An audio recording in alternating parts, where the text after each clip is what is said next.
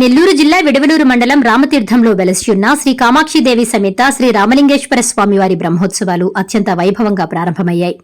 ఉత్సవాల్లో భాగంగా మొదటి రోజు ఆదివారం అంకురార్పణ, రెండవ రోజు సోమవారం స్వామివారి ధ్వజారోహణ కార్యక్రమాలను ఆలయ కమిటీ సభ్యులు శాస్త్రీయంగా నిర్వహించారు.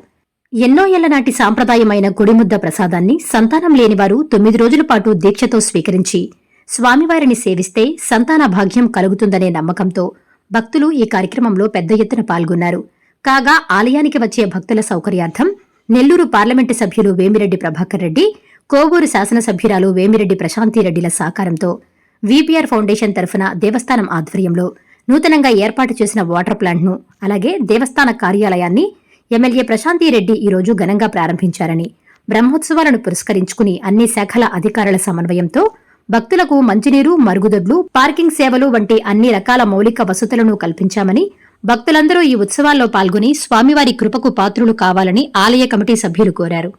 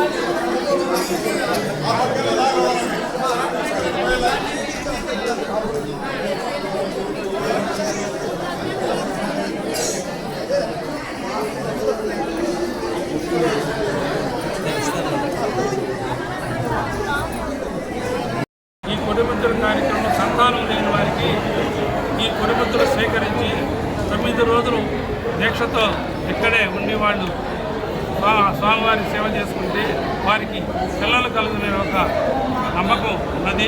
ఆ నమ్మకం వాళ్ళు ఈరోజు వచ్చి స్వామివారి దగ్గర ఈ కొడిముద్దుల కార్యక్రమంలో వాళ్ళందరూ వారి యొక్క స్వీకరించారు.